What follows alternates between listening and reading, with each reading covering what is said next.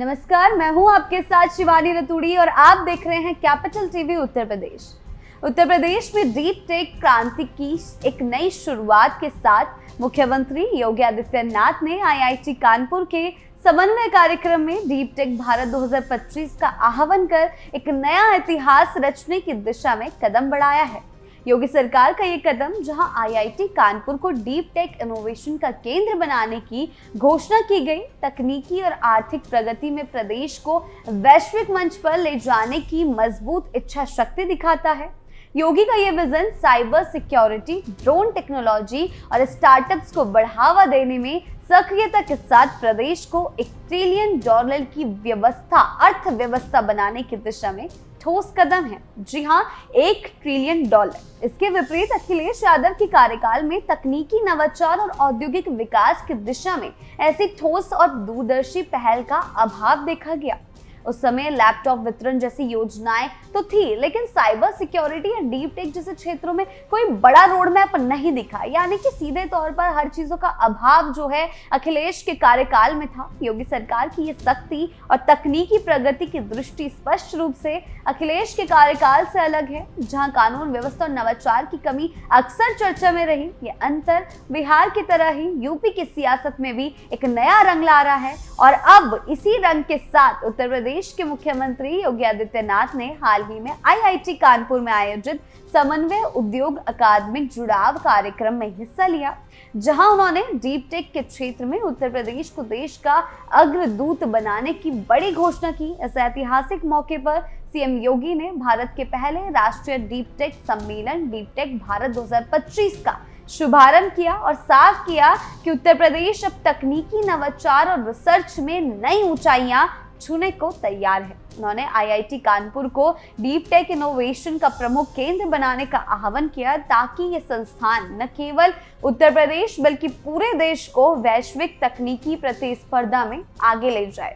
इस कार्यक्रम में डीप टेक पॉलिसी 2035, देश का पहला डीप टेक एक्सक्लेरेटर और भारत का पहला एआई को पायलट लॉन्च किया गया, जो भारत को artificial intelligence, semiconductor, quantum technology, space tech और बायोसाइंसेस जैसे अत्याधुनिक क्षेत्रों में मजबूती देगा। योगी सरकार की यह पहल उत्तर प्रदेश को $1 ट्रिलियन की अर्थव्यवस्था बनाने की दिशा में एक महत्वपूर्ण कदम है और यह दिखाती है कि सरकार न केवल कानून व्यवस्था में सख्ती बरत रही है, बल्कि तकनीकी और आर्थिक विकास में भी ठोस कदम उठा रही है।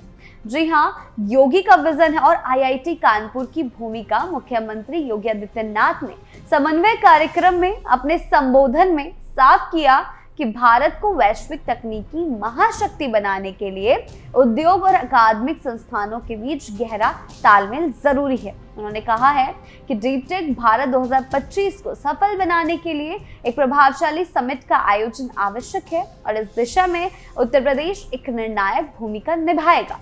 सीएम ने आईआईटी कानपुर को डीप टेक इनोवेशन का केंद्र बनाने की घोषणा की, जिसके तहत ये संस्थान न केवल नई तकनीकों के विकास में नेतृत्व करेगा, बल्कि स्टार्टअप्स और युवाओं को वैश्विक स्तर पर प्रतिस्पर्धी बनाने में भी मदद करेगा। उन्होंने गौतम बुद्ध नगर जनपद में डीप टेक सेंटर के लिए भूमि आवंटन की बात कही और आईआईटी कानपुर से इस प्रोजेक्ट का नेतृत्व करने का आग्रह किया। योगी ने कहा कि आईआईटी कानपुर में वह क्षमता है जो आज की चुनौतियों का समाधान कर सकती है और युवाओं के मन में तकनीकी नवाचार को लेकर जो आशंकाएं हैं उन्हें दूर कर सकती है। इस सम्मेलन में डीआरडीओ, इसरो, MEITY और 200 से अधिक वेंचर कैपिटल फर्मों के साथ साथ उद्योग जगत के दिग्गजों ने हिस्सा लिया, जिससे ये साफ हो गया कि उत्तर प्रदेश अब डीप टेक के क्षेत्र में एक नया इतिहास लिखने को तैयार है। सीएम ने जोर देकर कहा कि इस तरह की पहलें न केवल उत्तर प्रदेश बल्कि पूरे देश में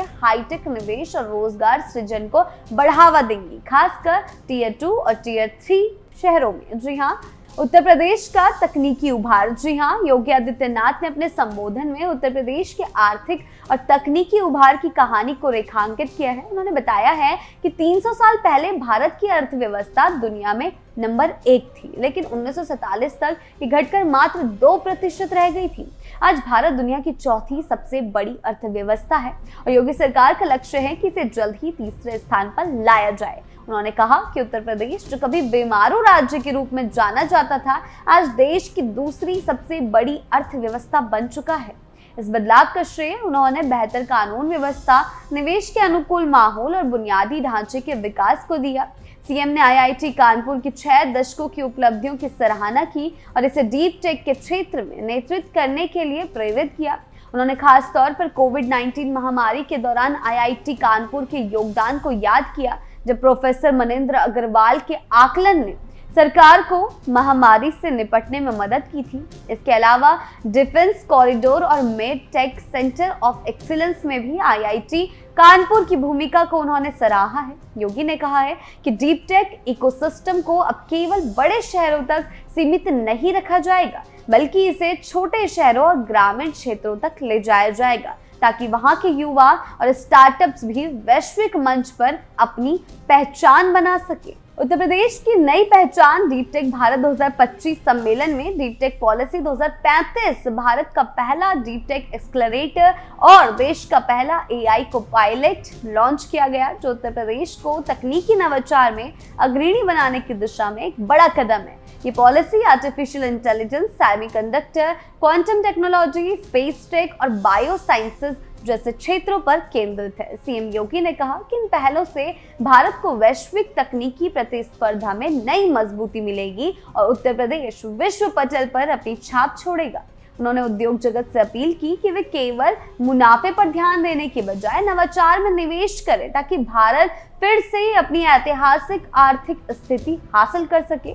इस सम्मेलन में डीआरडीओ, इसरो और MEITY जैसे संगठनों के साथ साथ 200 से अधिक वेंचर कैपिटल फर्मों की भागीदारी ने भी इस बात को सीधे तौर पर रेखांकित कर दिया है। उत्तर प्रदेश अब एक गंभीर खिलाड़ी बनने जा रहा है। योगी ने आईआईटी कानपुर से नोएडा में प्रस्तावित डीप टेक सेंटर का नेतृत्व करने का अनुरोध किया, जिसके लिए सरकार ने पहले ही जमीन आवंटन करा दी थी। इस सेंटर के जरिए वैज्ञानिकों, शिक्षाविदों और उद्योग जगत के बीच सहयोग को बढ़ावा मिलेगा, जो उत्तर प्रदेश को तकनीकी क्रांति का केंद्र बनाएगा। साइबर सिक्योरिटी और ड्रोन टेक्नोलॉजी में योगी सरकार की सक्रियता मुख्यमंत्री योगी आदित्यनाथ ने अपने संबोधन में साइबर सिक्योरिटी के क्षेत्र में उत्तर प्रदेश की प्रगति को भी रेखांकित किया।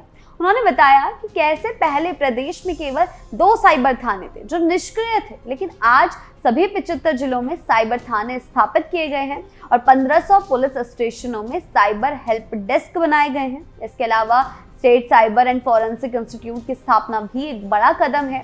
सीएम ने आईआईटी कानपुर से इस क्षेत्र में और सहयोग मांगा, ताकि साइबर अपराधों से निपटने में प्रदेश और मजबूत हो सके। उन्होंने ड्रोन टेक्नोलॉजी में आईआईटी कानपुर की उपलब्धियों की भी सराहना की, खासकर ऑपरेशन सिंदूर में इसका योगदान को।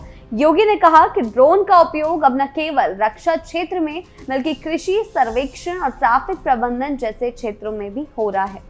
आईआईटी कानपुर का drone centre of excellence Uttar Pradesh और देश के लिए गर्व की बात है और ये तकनीकी नवाचार में एक नया आयाम जोड़ रहा है। इस तरह की पहले दिखाती हैं कि योगी सरकार न केवल कानून व्यवस्था में सख्ती बरत रही है, बल्कि तकनीकी और वैज्ञानिक क्षेत्रों में भी उत्तर प्रदेश को एक नई पहचान दे रही है।